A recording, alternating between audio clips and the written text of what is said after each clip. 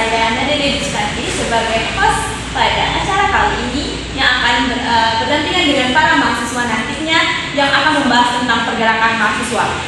Akan tetapi, saya akan memberikan sekelas perkataan dari Bapak founder kita, yaitu Pak Bung Karno, yang pernah berkata, perjuangan membawa kesulitan, perjuangan yang besar tidak hanya menuntut pengalaman, tetapi juga menuntut keberanian. Maka dengan demikian, kami nantinya akan membahas tentang pergerakan mahasiswa di Indonesia pasca reformasi dan sebelum reformasi. Yuk kita bahas. Pada acara kali ini kita akan didampingi oleh dua mahasiswa Uinsus Karyo. Yang pertama bernama Madu Jayanti dan yang kedua Radi Martiana. Nah, pada podcast kali ini kami menceritakan tentang pergerakan mahasiswa. Yuk kita mulai dari saudara Fatma. Bagaimana pandangan saudara tentang pergerakan mahasiswa itu sendiri? Menurut saya gerakan mahasiswa itu sendiri adalah penyambung lidah ataupun juga sebagai ujung tuas yang mana dimiliki mahasiswa itu sendiri. Peran penting yang akan disampaikan oleh pemerintah dalam menyampaikan aspirasi dari masyarakat, yang mana mahasiswa itu sendiri memiliki peran penting yang sangat bermutu di dalam penyampaian aspirasi, yang mana di dalam gerakan mahasiswa ini mahasiswa sudah saling mempelajari bagaimana itu kepemimpinan yang baik ataupun kebijakan yang baik di dalam pemerintahan dengan menyampaikan aspirasi untuk masyarakat kepada pemerintahan.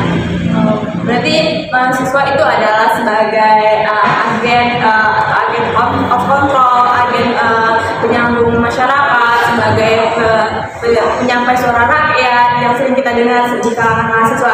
Nah, mau nanya ini kepada saudari Rani, seperti apa sih sejarah awal munculnya pergerakan mahasiswa di Indonesia itu, atau ada di suatu peristiwa yang pergerakan mahasiswa itu baru muncul pada peristiwa itu, dimulai dari sejak kapan? Perlu kita ketahui sejarah awal dari gerakan mahasiswa itu sendiri berawal dari periode Presiden Soeharto, di mana mahasiswa berbondong-bondong untuk melengsarkan rezim Soeharto. Maka dari situlah awalnya gerakan mahasiswa terkenal sampai sekarang. Nah, ini kayak semakin seru nih. Gimana sih pergerakan mahasiswa pada saat ini yang dulunya tuh mulai untuk bergerak untuk melengsarkan rezim Soeharto di seluruh Indonesia, mahasiswa bergerak. Pengen tahu dong dari rekan-rekan gimana pergerakan mahasiswa itu pasca reformasi atau pasca lengsernya rezim Soeharto itu sendiri. Menurut pandangan saya sendiri sebagai mahasiswa, itu terjadi pada masa sekarang, yang mana kesadaran mahasiswa itu mulai pudar untuk ikut partisipasi untuk menyampaikan aspirasi kepada pemerintah, yang mana mahasiswa itu sendiri lebih mementingkan dirinya sendiri, yang mana lagi tidak mau ikut serta atau dalam menyampaikan aspirasi itu. Enggan lagi seperti yang kita tahu bahwa pada sejarahnya dulu untuk melengsarkan pemimpin Soeharto, pemerintah dan gerakan mahasiswa itu berperan sangat penting pada masa itu. Tapi sekarang tidak lagi, yang mana mahasiswa itu sering menyibukkan diri dengan kepentingannya masing-masing. Tidak peduli dengan apa kebijakan pemerintah, ataupun enggan untuk tahu apa itu dengan kebijakan pemerintah itu berdampak buruk ataupun baik untuk kita. Itu menurut saya. Berarti mulai terkikisnya nih rasa-rasa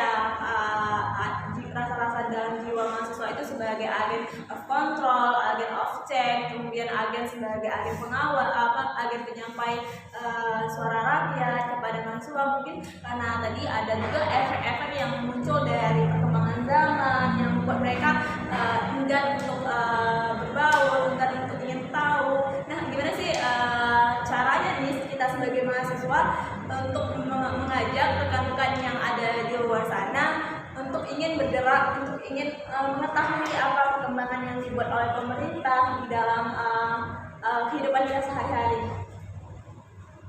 Mungkin di sini saya sedikit menyampaikan pesan atau untuk mahasiswa yang ada di luar sana, ataupun yang mana mahasiswa itu dari dulunya sebagai ujung tombak untuk menyampaikan aspirasi rakyat, penyambung lidah. Alangkah baiknya kita lebih memperjelas lagi, gerakan mahasiswa itu sangat penting untuk rakyat, yang mana dari dulu negara Indonesia ini adalah negara demokrasi, yang mana kebijakan atau kewenangan itu dari rakyat, oleh rakyat, dan untuk rakyat. Jadi semenjak penyelewengan kebijakan itu dilakukan oleh pemerintah, seharusnya mahasiswa itu menyampaikan aspirasi rakyat lagi, yang mana kebijakan ataupun yang keputusan yang diambil oleh pemerintah itu tidak baik. Jadi ikut serta lagi dalam penyampaian aspirasi untuk rakyat, menurut saya. Ini kan kayak kita tuh harus ikut serta lagi, tapi kerap kali keikutsertaan kita tuh kayak dibatasi, kemudian dihalang-halang oleh pemerintah. Kerap kali ada isu pengen dibahas, terus ditutupi isunya. Gimana tuh pandangan saudara Rani terkait itu? Kayak pergerakan mahasiswa tuh mulai dibatasi, mulai untuk dilingkari dalam suatu lingkaran yang nggak boleh keluar dari ranahnya, atau ada ketakutan yang muncul dari pemerintah untuk terjadi lagi kejadian silam gitu. Di sini intinya mahasiswa harus tetap memperjuangkan kepentingan rakyat. Di sini pemerintah juga mahasiswa itu sendiri juga harus bisa menyeimbangkan antara kepentingan pemerintah dan juga masyarakat. Kan di sini mahasiswa juga memiliki kontribusi penting, ya kan, dalam masyarakat.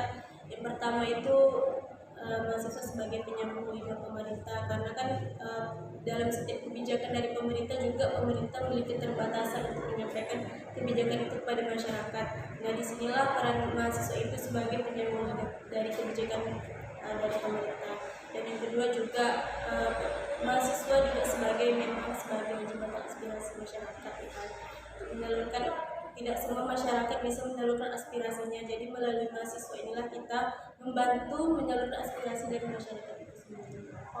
Berarti ini kayak mahasiswa itu bukan hanya sebagai suara dari masyarakat kepada pemerintah, tapi juga mahasiswa sebagai orang yang berakademisi juga sebagai suara dari pemerintah kepada masyarakat untuk menyampaikan kebijakan yang baik dan benar itu. Nah, ini mungkin ada pesan atau kata-kata akhir nih yang ingin disampaikan kepada para penonton mahasiswa yang ada di luar sana untuk untuk ayo loh bergerak menjadi mahasiswa yang lebih aktif, mahasiswa yang lebih tangguh lagi, mahasiswa yang bukan hanya sekedar kuliah pulang gitu. Enggak. Dari Rani dulu. Di sini mahasiswa harus bisa memegang teguh nilai independensi negara. Terus mahasiswa setidaknya harus bergerak, ya, setidaknya mengikuti gerakan mahasiswa. Jika memang tidak memiliki latar belakang organisasi, setidaknya melalui aspirasi dirinya bisa disalurkan. Boleh juga nih kayak ada yang kita kerap kali ada mahasiswa yang enggan untuk berorganisasi, ya kan. Jadi mereka saya tuh nggak perlu berorganisasi, tapi saya bisa loh buat kasih diri saya untuk aspirasi kepada masyarakat atau pemerintah. Dari saudara dari diri saya sendiri, yang mana saya tidak melibatkan diri dalam organisasi, bukan berarti menyampaikan aspirasi untuk rakyat itu kepada pemerintah itu tidak penting, tapi itu sangat penting. Yang mana dengan ketidakikutsertaan diri saya sendiri, contohnya, bukan berarti kita membatasi diri untuk menyampaikan aspirasi kepada pemerintah, asalkan dalam menyampaikan aspirasi itu kan sudah ditentukan bagaimana aturan dan ketentuan yang sudah ditetapkan sebagai mahasiswa dalam bergerak, tidak berlebihan ataupun tidak melanggar aturan-aturan yang sudah ditetapkan. Baik, terima kasih kepada rekan-rekan mahasiswa dari Universitas Riau. Jadi kita sebagai mahasiswa itu boleh bergerak, boleh menyampaikan aspirasi kita, aspirasi masyarakat kepada pemerintah, tapi yakinilah dalam pergerakan itu tidak boleh melanggar aturan, tidak boleh merusak fasilitas yang ada. Maka untuk menyampaikan aspirasi itu haruslah dilakukan dengan damai. sehingga hasil yang diperoleh pun akan tetap aman dan damai pula nantinya. Assalamualaikum